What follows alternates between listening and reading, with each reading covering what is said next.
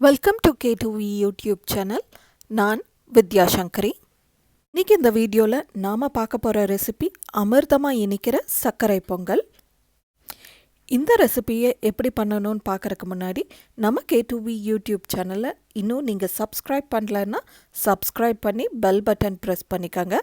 அப்போ தான் நான் போடுற எல்லா வீடியோஸ்க்கான நோட்டிஃபிகேஷனும் உங்களை வந்து சேரும். அதோட இந்த ரெசிபியை லைக் பண்ணுங்கள், உங்கள் ஃப்ரெண்ட்ஸ் அண்ட் ரிலேட்டிவ்ஸோடு இந்த ரெசிபியை ஷேர் பண்ணுங்கள். இப்போது சர்க்கரை பொங்கல் எப்படி பண்ணுறதுன்னு பார்த்துடலாம். சர்க்கரை பொங்கலுக்கு நான் 1 டம்ளர் அளவுக்கு பொங்கல் பச்சரிசி எடுத்திருக்கேன்.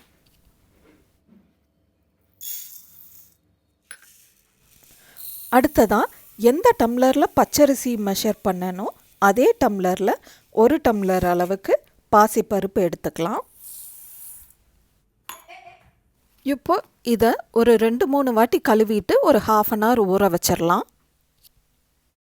கழுவி ஊற வச்ச பச்சரிசி பாசிப்பருப்பை தண்ணியெல்லாம் வடிச்சிட்டு குக்கரில் சேர்த்திக்கலாம்.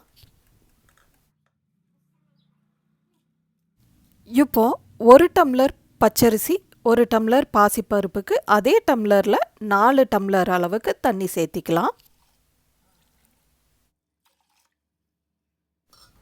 இப்போ இதில் ஒரு சிட்டிகை அளவுக்கு கல்லுப்பு சேர்த்தி நல்லா கலந்து விட்டுக்கலாம். இந்த உப்பு பொங்கலோடைய ஸ்வீட்னஸை நல்லா என்ஹான்ஸ் பண்ணி கொடுக்கும். இப்போ இது லிட் போட்டு ஒரு 8 விசில் வரட்டும். குக்கர் 8 விசில் வர்றக்குள்ளே நம்ம பொங்கலுக்கு தேவையான மற்ற இன்க்ரீடியன்ஸை ரெடி பண்ணிடலாம். முதல்ல ஒரு 10 ஏலக்காயை ஒன்றும் பாதியுமாக தட்டி எடுத்து வச்சுக்கலாம். உங்கள்கிட்ட ஏலக்காய் பவுடர் இருந்துச்சுன்னா அதையும் கூட நீங்கள் யூஸ் பண்ணிக்கலாம். அடுத்ததாக உருண்டை வெல்லத்தை நல்லா பொடியாக தட்டி எடுத்துக்கலாம். அதாவது 1 டம்ளர் பச்சரிசி 1 டம்ளர் பாசிப்பருப்புக்கு 4 டம்ளர் அளவுக்கு பொடியாக தட்டி எடுத்த உருண்டை வெல்லம் எடுத்துக்கணும். இது ஒரு பவுலில் போட்டு வச்சுக்கலாம். இப்போது குக்கர் 8 விசில் வந்துருச்சு. ஸ்டவ்வை ஆஃப் பண்ணிடலாம். இப்போது பொங்கலுக்கான இன்க்ரீடியன்ட்ஸ் என்னென்னு பார்த்துடலாம். 10 ஏலக்காயை பொடியாக தட்டி எடுத்து வச்சுருக்கேன். அடுத்ததாக 4 டம்ளர் அளவுக்கு உருண்டை வெல்லத்தை தட்டி எடுத்து வச்சுருக்கேன். அடுத்ததாக கொஞ்சமாக முந்திரி திராட்சை. அடுத்ததாக 3 டம்ளர் அளவுக்கு நெய் சேர்த்திக்கணும். ஆனால் இதில் 2 டம்ளர் அளவுக்கு தான் நெய் இருக்குது. நான் இந்த பொங்கலை சிவராத்திரி முடிஞ்சு மறுநாள் காலையில் நெய்வேத்தியத்துக்காக பண்ணேன். சிவராத்திரிக்கு நைட்டெல்லாம் முழிச்சதில் எனக்கு கொஞ்சம் டயர்டாக இருந்தது. அதனால் இன்னொரு டம்ளர் நெய் எனக்கு கடைக்கு போய் வாங்கறதுக்கு என்னால் முடியல. அதனால் நான் இன்றைக்கி 2 டம்ளர் நெய் மட்டும்தான் ஊற்றியிருக்கேன் பொங்கலுக்கு. நீங்கள் பண்ணும்போது 3 டம்ளராக ஊற்றினா நல்லா அந்த அமிர்தம்னு சொல்கிற மாதிரி பொங்கல் அவ்வளோ டேஸ்ட்டாக இருக்கும்.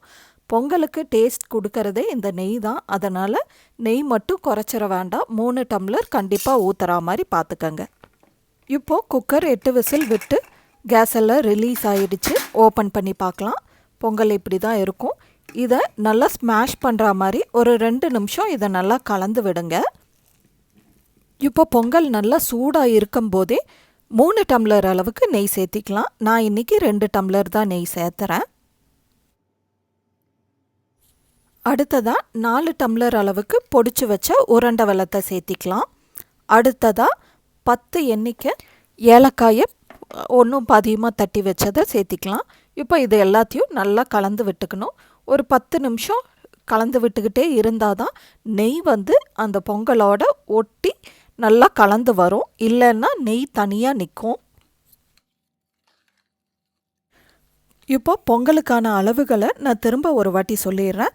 பொங்கல் பச்சரிசி 1 டம்ளர், பாசிப்பருப்பு 1 டம்ளர், ஒரு சிட்டிகை அளவுக்கு கல்லுப்பு, 4 டம்ளர் அளவுக்கு தண்ணி, 3 டம்ளர் நெய், 4 டம்ளர் உருண்டை வெல்லம் பொடிச்சது, 10 எண்ணிக்கை ஏலக்காய்.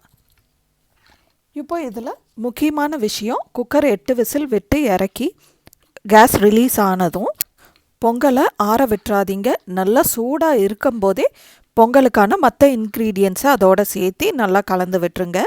பொங்கல் சூடாக ஆறினதுக்கப்புறம் நெய் சேர்த்து கலந்தால் அவ்வளோ நல்லா பொங்கலோட நெய் பிளெண்ட் ஆகாது. இப்போது நான் பண்ணின இந்த பொங்கலில் நல்லா நெய் பொங்கலோட கலந்துருச்சு. இப்போது முந்திரி திராட்சையை தாளித்து கொட்டிடலாம். நெய் நல்லா சூடானதுக்கப்புறமா முதல்ல முந்திரியை சேர்த்திக்கலாம். முந்திரி லைட்டாக கோல்டன் ப்ரௌனாக டேர்ன் ஆனதுக்கப்புறமா அடுத்ததாக திராட்சையை சேர்த்திக்கலாம். இப்போ இந்த திராட்சை நல்லா பலூன் மாதிரி உப்பி வரணும். இப்போ இதை எடுத்து பொங்கலில் கொட்டிடலாம். இப்போ இது எல்லாத்தையும் நல்லா கலந்து விட்டால் முடிஞ்சதுங்க. அமிர்தமாக இனிக்கிற குக்கர் சர்க்கரை பொங்கல் ரெடி ஆயிடுச்சு. இதே மெத்தடில் சர்க்கரை பொங்கலை நீங்களும் உங்கள் வீட்டில் நெய்வேத்தியமாக செஞ்சு கடவுளுக்கு படைங்க. இந்த ரெசிபி எப்படி இருந்ததுன்னு எனக்கு கமெண்ட் செஷனில் கமெண்ட் பண்ணுங்கள். By the way, do not forget to subscribe, like and share K2V YouTube channel. Bye.